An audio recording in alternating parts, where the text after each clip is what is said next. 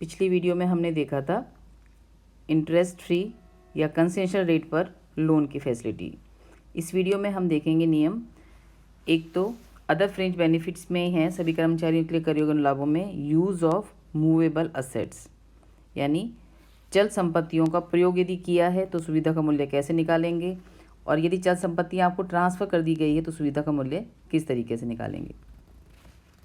ये दो चीज़ें कवर करेंगे हम यहाँ पर, एक तो मूवेबल असेट्स और एक यहाँ पर ट्रांसफ़र ऑफ मूवेबल असेट्स। प्रयोग किया है तो कैसे निकालेंगे और ट्रांसफ़र कर दिया तो कैसे करेंगे। तो फर्स्ट हमारा है यहाँ पर यूज़ ऑफ मूवेबल असेट्स। यदि नियोक्ता अपने कर्मचारियों को कोई चल संपत्ति उपयोग के लिए देता है, केवल प्रयोग करने के लिए देता है, तो सुविधाओं का मूल्य किस प्रकार से निकालेंगे। तो इसमें यह है कि नियोक्ता द्वारा कंप्यूटर और लैपटॉप छोड़कर, कंप्यूटर और लैपटॉप मोस्टली माना जाता है कि आपको ऑफिस के काम के लिए ही दिया गया है, तो ये सुविधा पूर्णतः कर मुक्त होती है। इसके अलावा बाकी कोई संपत्ति आपको दी गई है तो निजी प्रयोग के लिए होगी, तो सुविधा का मूल्य हमारे लिए कर योग्य होगा। कोई भी सुविधा, कोई भी भत्ता यदि ऑफिस के पर्पज़ से दिया जाता है, ऑफिस के काम के लिए, तो फिर पूर्णतः कर मुक्त होता है। उसे हमें इनकम में शामिल नहीं करना होता है। तो यहाँ पे कंप्यूटर और लैपटॉप को छोड़ के यदि कोई भी चल संपत्ति आपको प्रयोग के लिए दी है तो इसमें दो स्थितियाँ हो सकती हैं। या तो संपत्ति का स्वामी नियोक्ता स्वयं होगा या उसने किराए पर लेकर दी होगी। यदि संपत्ति का स्वामी नियोक्ता स्वयं है तो जो भी संपत्ति की मूल लागत होगी उसका 10% हमारी सुविधा का मूल्य माना जाएगा, यानी 10% ऑफ कॉस्ट ऑफ असेट्स। जो भी संपत्ति आपको दी है उस संपत्ति का 10%, उसकी लागत का 10% सुविधा का मूल्य माना जाएगा। और यदि नियोक्ता ने किराए पर लेके दी है तो जो भी राशि चुकाई होगी वो हमारे सुविधा का मूल्य हो जाएगा। जैसे हम फर्निश हाउस फैसिलिटी में करते थे, मतलब मकान के साथ आपको फर्नीचर और इक्विपमेंट भी मिलते थे, सेम वही नियम यहाँ पर है कि यदि आपको अपने पास से देता है तो लागत का 10%, किराए पे लेके दिया गया है तो चुकाया गया किराया सुविधा का मूल्य हो जाएगा। कंप्यूटर और लैपटॉप हमारे लिए पूर्णतः कर मुक्त है, ये इनकम में टैक्सेबल नहीं होंगे। यदि ये संपत्ति आपको ट्रांसफ़र कर दी गई है, मतलब आपको या तो फ्री में ट्रांसफ़र कर दी है या कुछ पैसे लेके आपको ट्रांसफ़र करी है, तो हम सुविधा का मूल्य कैसे निकालेंगे।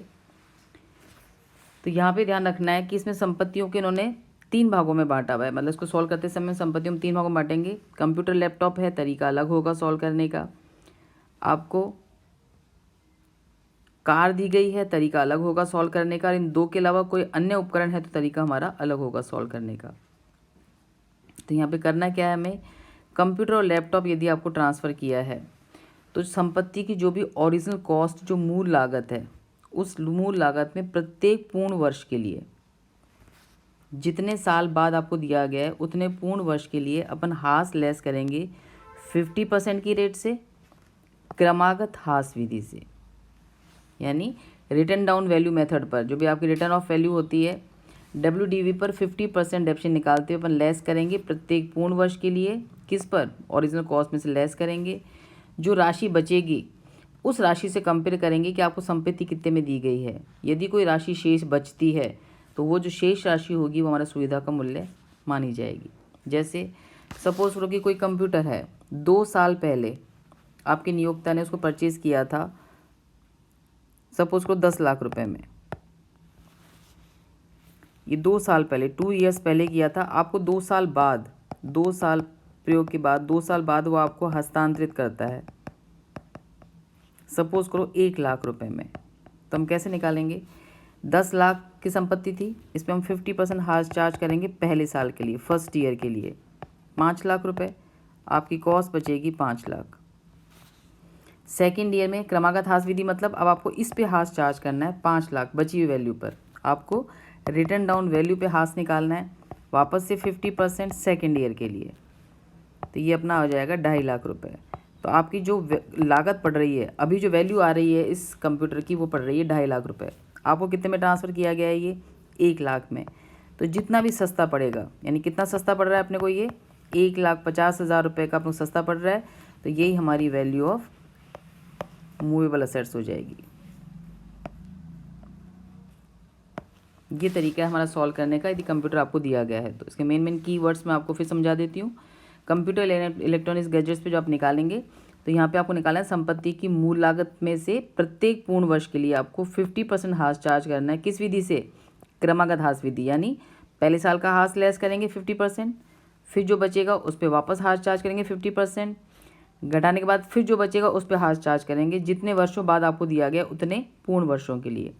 शेष राशि जो बचेगी उसको कंपेयर करेंगे आपको कितने में दी गई है। यदि कोई डिफरेंस बचता है तो सुविधा का मूल्य होगा और कर योग्य होगा।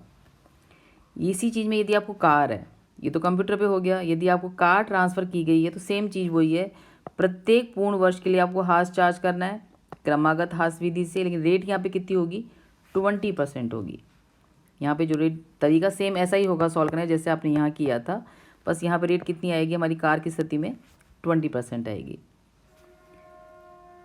अन्य घरेलू उपकरण है, मतलब कार के और कंप्यूटर लैपटॉप के अलावा, इलेक्ट्रॉनिक गैजेट्स के अलावा यदि कोई अन्य चीज़ यदि आपको ट्रांसफ़र की है, कोई फ्रिज है, टीवी है, फर्नीचर है, कुछ भी चीज़ यदि आपको दी गई है, एसी है, कूलर है, कुछ भी आपको ट्रांसफ़र किया गया है तो यहाँ पे भी आपको वही हाश लेस करना है प्रत्येक पूर्ण वर्ष के लिए।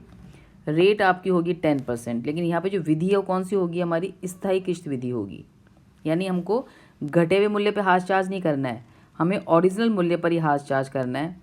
ऐसा हाश चूँकि 10% है तो 10 साल में इसकी कॉस्ट पूरी ख़त्म हो जाएगी। तो यदि आपको ऐसी कोई चीज़ 10 साल के बाद ट्रांसफ़र की गई है तो फिर उसका कॉस्ट क्या हो जाएगी? वैल्यू आपकी नील हो जाएगी। जैसे सपोज़ कोई संपत्ति है, आपको 1 लाख रुपए की संपत्ति थी, उसको आपको 4 साल बाद 4 ईयर्स के बाद आपको वो संपत्ति सपोज़ को मिल रही है 20,000 रुपये में, तो आप हाश चार्ज करेंगे 10%, तो सिंपल निकाल देंगे। यहाँ पे बावर नहीं है क्योंकि स्थायी किश्त विधि है, तो 1 लाख रुपए पे 10% से हम निकाल देंगे 4 साल का ब्याज, डेप्रिशिएशन, हाश। तो ये हमारा हाश हो जाएगा 40,000 रुपये। 40 इसमें से आप लेस कर देंगे डेप्रिशिएशन, तो इसकी जो रिटर्न डाउन वैल्यू आ रही है वो आ रही है हमारी 60,000 रुपये।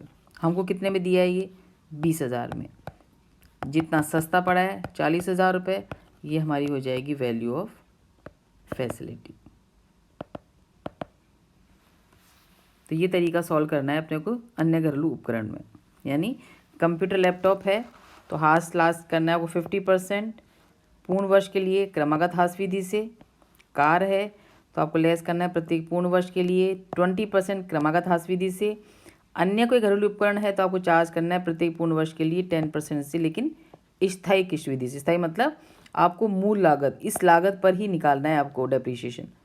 1 लाख है तो 1 लाख पर ही हाश निकालना है, यानी 10,000 निकला आप 10%, तो एवरी ईयर 10,000 रुपये का ही हाश आपको लेस करना है और फिर कंपेयर करना है आपको।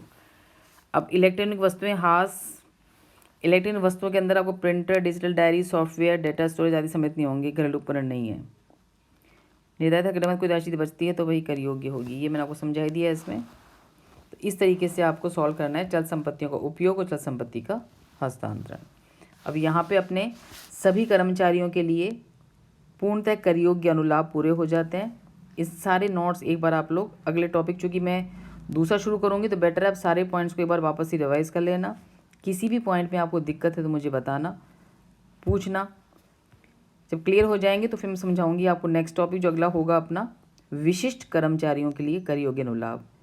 इसमें मैं आपको इस भागों में बांट के दिखाऊंगी। पहले तो बताएंगे अपन कि विशिष्ट कर्मचारी होते क्या हैं, उसकी गणना कैसे की जाती है, और फिर विशिष्ट कर्मचारी हैं तो ही वो कर योग्य होंगे, तो जो कर योग्य होंगे उनकी गणना हम किस तरीके से करेंगे, ये अपन आगे आने वाले वीडियोज़ के अंदर देखेंगे।